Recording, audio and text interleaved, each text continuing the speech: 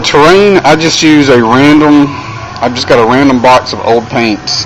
Most of it is nothing expensive. It's stuff that you can buy at any hobby store for usually 97 cents to $2 for a bottle.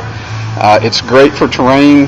I would not suggest using it on miniatures because it doesn't really stick. It's not made for miniatures. It's made for more porous type materials. But it's great for terrain. I've just got a bunch of old brushes. Again, just stuff that was randomly laying around in my collection or just out in the garage somewhere. I took just some regular pool hose, cut it in half to make some kind of like little duct work. And kind of like supposed to be like an underground tunnel, maybe just the tops of the tunnel somewhere. Got this huge thing that I dug out of the dumpster. It's just a big poster rack. Pretty tall. I'm going to cut it up into a few pieces. So after I've got them all sawed, I got a few different sizes of cylinders here that I can make into some sort of smoke towers or water towers or whatever. I took the pops and glued them to some pieces of board, just using adhesive glue. I have some scrap pieces, just some bits from some old terrain. I wanted something to put a cap on the end of these pop pieces, and so I'm just cutting these up. I'm gonna put them right on the ends like that, and then I make a nice looking little window at the end. To add a little bit of detail. Sometimes you get lucky, and you just got some extra stuff laying around, and when you go to put it on there, it just pretty much fits pretty perfect. It's going to overhang a little bit on the back side here, but something to remember whenever you're dealing with especially sci-fi planets and escapes is that it doesn't really matter. You can't really do it wrong. There's so many different alien worlds and races out there. Everything's going to look different. And as far as doing it for the cheap, you could have taken something as easy as an old game card or a piece of cardboard, just a piece of cardboard box or something, and cut it out and just glued it to that. For the next step, I'm going to put some texture on these bases. Elmer's white glue, wood glue works really awesome too if you have it.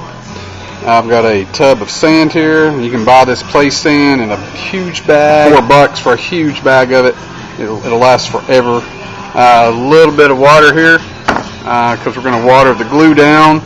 Not a lot, just enough to where it can be brushed on. So we got some old brushes, water, glue, and some sand. Got all of them flocked up nice now. Got just a nice little texture on them with the sand. I added a couple of yellow spray paint cans right here. Added those to these pieces.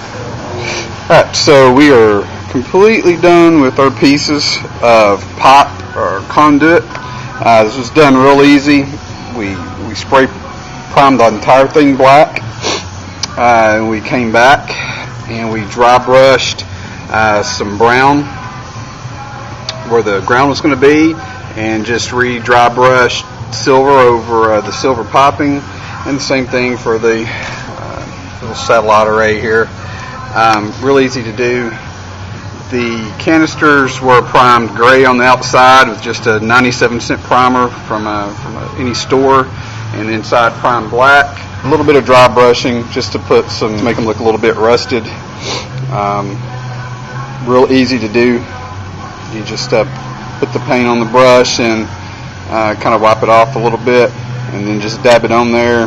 Just kind of let the paint fall where it falls, so it's just kind of random pattern stuff. Once we're done with that, we'll do a few little details, and the table will pretty much be finished. We went and got an old pillow. We bought this one for $5, but you probably got one laying around your house. And took the stuffing to make it look like smokestacks. Pretty cheap and inexpensive to do. And here is our finished table.